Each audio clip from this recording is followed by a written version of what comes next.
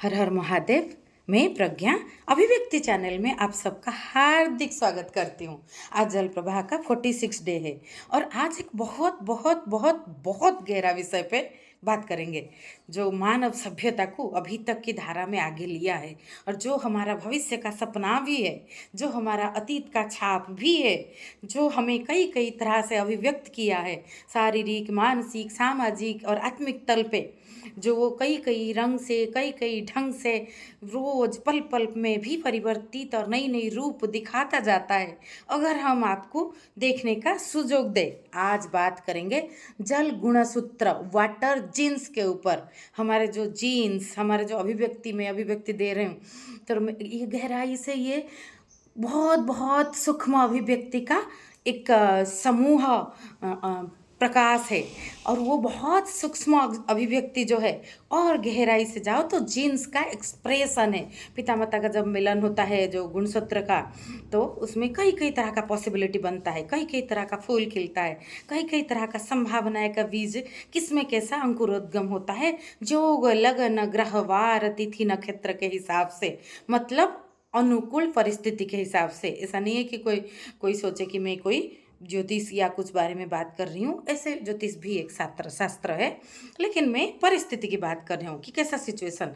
एक माँ बाप के 4-5 बच्चे हैं तो कोई बच्चा माँ जैसा ज़्यादा दिखता है, कोई पापा जैसा ज़्यादा दिखता है, कोई दूर के मौसी का नाक जैसा उसका नाक होता है, कोई दादाजी का ऐसा गुण लाता है जो पापा में नहीं था, क्योंकि दादाजी का वो जो जीन्स का अंदर दबा हुआ था तो पापा में ना। कोई लाती है दूर की नानी की जो है, जैसे उसकी बोलने के तरीका में जिस तरह से अभिव्यक्ति होता है वो ले आती है कि वो दिख जाता है कि अरे वो तो उसका है। कभी कभी और हम देखते जाए तो हम किसी दूर के किसी के जैसा भी थोड़ा थोड़ा लग जाते हैं। कहीं ना कहीं वो चीज़ जीन्स से रिलेटेड भी हो सकता है बहुत ज़्यादा। जैसे मैंने एक रिपोर्ट पढ़ी थी कि एंजेलिना जोली और ऐश्वर्या राय, इनके जीन्स कहीं ना कहीं रूट जो है एक है, तो अभी देखने में भी कुछ कुछ चीज़ें तो मिल जाता है। और जैसे एक्टिंग का अभिव्यक्ति भी दोनों में खूब बेखूबी हुआ है। तो ये मैंने एक पढ़ा था, एक उदाहरण के लिए दिया। तो जीन्स जो है वो कई कई तरह से, मेरा नाक किसी की छाप है, मेरी आँखों की जो है रोज अभिव्यक्ति किसी की छाप है, मेरी हंसने का, मेरी बोलने का, मेरी पल पल में अपने आप को अभिव्यक्त करना, उसमें किसी किसी का छाप है। तो गुणसूत्र ये बहुत बहुत बहुत बहुत गुणसूत्र का जो है मिक्सिंग रिमिक्सिंग उसका हम अभिव्यक्ति है।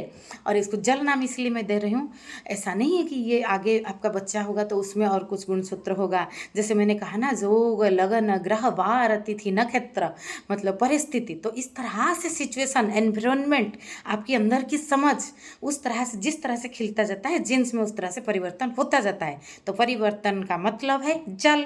तो ये है जल गहराई से, एकदम एकदम गहराई से।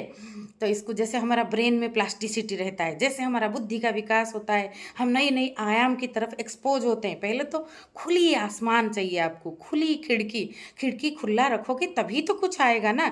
इसीलिए असुरक्षा भाव के ऊपर 2 स्ट्रीम हो चुका है। खिड़की बंद हो सकता है शत्रु ना आए, लेकिन मित्र भी लौट जाएगा। आपके घर में सूरज की किरण भी दस्तक नहीं देगा, शायद कोई कीड़ा नहीं आएगा, ये भी सप्टी हो सकता है। तो ये जो चीज़, तो इसीलिए हमें वो चीज़ देखना पड़ेगा कि हम कितना अपने आप को विस्तार, अपने आप को अपने अंदर आकाश स्पेस रख सकते हैं ताकि उसमें नई फूल खिल सके। तो ये गुणसूत्र, इसके ऊपर बहुत रिसर्च भी है, ये एक विज्ञान भित्तिक टॉपिक है। मतलब विज्ञान तो है, अभिव्यक्ति बहुत तरह तरह की चीज़ों की सरल, एकदम विश्लेषणात्मक, एकदम जो है प्रत्यक्ष प्रमाण के साथ अभिव्यक्ति, वो होता है विज्ञान। तो वो विज्ञान में ये के हिसाब से इसमें बहुत तरह के परीक्षा हुआ है कि कैसे कैसे सिचुएशन, इमेजिनेशन, आपको 10 दिन तक कुछ कुछ चीज़ें आप इमेजिन करते रहे, चिंतन मनन से आप देखो आपका बहुत कुछ बदल जाता है। तो ये गुणसूत्र लेवल पे भी बदल जाता है। तो आपकी बदला हुआ चीज से आपका बच्चे में भी वो फ्लो आने का बहुत ज़्यादा चांस रहता है, बहुत ज़्यादा चांस रहता है। ये सब चेतनात्मक लेवल पे है, ये सब बायोलॉजी है। बायोलॉजी में मैथ जैसा 2+2 4 नहीं होता है कि ऐसा करो तो ऐसा होगा, लेकिन ऐसा होता इस तरह से भूमि, इस तरह से क्षेत्र प्रस्तुत किया जाए तो कुछ ना कुछ इवॉल्व करेगा बेहतर, कुछ ना कुछ अनमोल इवॉल्व करेगा, ये तो पक्का है, ये विज्ञान है इसमें। तो जैसे ब्रेन का प्लास्टिसिटी वैसे जीन्स का प्लास्टिसिटी रहता है, और ये बाहर एनवायरनमेंट के ऊपर बहुत मैटर करता है। बाहर एनवायरनमेंट खाली ऐसा नहीं समझना है क्या कि हमारी जो शारीरिक अभिव्यक्ति से बाहर, जैसे हमारा परिवार, हमारा स्कूल कॉलेज संबंधित, ये तो है ही, ये तो है ही, ये हमें बहुत प्रभावित करता है, क्योंकि हमने आज तक जो सीखा है अध्ययन से सीखा। जिनमें अभिव्यक्ति जो बेसिक अभिव्यक्ति वो तो खाना पीना सोना वो सब है, बाकी सब जो एनवायरनमेंट के प्रभाव से। तो अभी दो तरह के एनवायरनमेंट की बात करेंगे। मैं सेलुलर लेवल पे अभी जा रही हूँ, जीन के लेवल पे। तो जीन्स के लेवल पे, जीन्स के बाहर, सेल के बाहर का एनवायरनमेंट वो भी बहुत मैटर करता है, वो बहुत मैटर करता है। तो पहले हम बाहर से प्रभावित होते हैं, थॉट पे, हमारा विचार, हमारा हृदय भी एक्टिवेट होता है, फिर वो हमारे बॉडी के सेल में भी जाता है। ऐसा नहीं है कि आपने रोया, हंस दिया, आपने कुछ सोचा तो आपकी फेस का भाव बदला, आपकी अंदर की जो सेल है ना वो भी बदला। तो सेल बदलता है तो जीन्स का ऊपर वो प्रभाव आता है। तो हमारा बाह्य और आभ्यंतर दोनों एनवायरनमेंट जीन के हिसाब से बाहर ही है।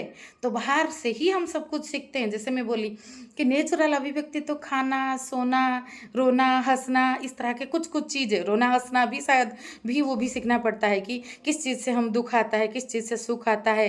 तो ये बच्चा पैदा होकर पहला रोना रोता है क्षुधा के कारण, भूख के कारण, मातृगर्भ से अलग होने से के असुरक्षा के कारण। तो वो कुछ कुछ चीज़ें रहता है, तो प्री प्रिंट रहता है, बाकी सब कुछ सीखना पड़ता है। तो जीन सीखता है अपनी बाहर की सेल की अभिव्यक्ति से, सेल की कई कई तरह की चेंज से। आप हार्मोन लेवल पे इसको लो, नर्वस सिस्टम लेवल पे लो, तो आपका जैसे आप डरे हुए होते हो तो आपका नर्वस सिस्टम में आपका फाइट या फ्लाइट मोड एक्टिवेट हो जाता है कि आप भागो नहीं तो आप उसको रेजिस्ट करो। दो तरह का चीज़, जहाँ से रेजिस्ट ना कर पाओ भाग जाओ, रेजिस्ट कर पाओ तो रेजिस्टेंस बढ़ जाता है थ्रेशोल्ड पे। तो ये होता है फाइट और फ्लाइट। और हमारा हार्मोन लेवल पे हमारा हैप्पी हार्मोन, सैड हार्मोन, अलग अलग तरह का हार्मोन हम जिस जिस भाव पे रहते हैं एक्टिवेट हो जाता है, और जो जीन्स को वो प्रभाव करता है। और आप सेम तरह की प्रोग्राम इस हर बार एक्टिवेट करते हो। एक ही तरह का सिचुएशन हुआ, आपने गुस्सा किया तो वो जीन्स के ऊपर वो छाप बार बार पड़ता है, और उससे अभ्यास बनता है। लेकिन जल जीन्स कब बनता है? जब आपने गहरा चिंतन किया और आपने वो चीज़ को देखा, अवलोकन किया, थोड़ा अवेयर हो गए कि नहीं मैं तो इस सिचुएशन में गुस्सा कर रहा हूँ, नहीं करूँगा अभी। तो आपने पैटर्न तोड़ा। पैटर्न तोड़ने में कभी कभी पहले मुश्किल हो सकता है, लेकिन नया पैटर्न बनना, पैटर्न तोड़ा तो जीन्स में कुछ नया फूल खिला। तो जीन्स ने कहा अच्छा ये भी हो सकता है, तो उसमें कुछ नया फूल खिला, तो वो उस हिसाब से उसका ग्रोथ हुआ। इसको बोलते हैं रूपांतरण। और रूपांतरण गहराई से, जल भाव से, और वाटर जो है in deep that touches our genes. गुणसूत्र, जल गुणसूत्र, जल जीन्स है ये। तो जब वो चीज़ का प्रेशर प्रभाव आता है जितना जितना तरह से, तो हम जितना जितना पैटर्न तोड़ के चीज़ों को देखते हैं उतना उतना आयाम हम में खोलता है।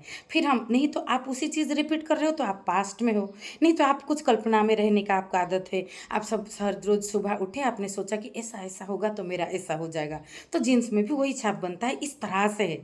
लेकिन आप अगर प्रेजेंट मोमेंट में बहुत आके अवेयर हो गए, पास्ट उस टाइम जितना छूटा, भविष्य का कल्पना जितना छूटा, और प्रेजेंट में आप अवेयर होके कुछ नया चीज़ को देखें, तो आपकी जीन में वो आयाम खुलेगा। वो जो जीन्स का जल गुणसूत्र वाटर जीन्स में, तो आपका उसमें इवोल्यूशन होगा, शारीरिक तौर पर भी होगा, स्वतः शुद्धि होगा। उसमें आप में जो असुरक्षा भाव, जो गांठ तोड़ता जाएगा। आप अगर अवलोकन कर लिए कि इस तरह का सिचुएशन होता है तो मैं इससे भागता हूँ, इस तरह से सिचुएशन होता है तो मैं इसको टॉलरेट करता हूँ, तो कुछ और किया जा सकता है क्या गहराई से।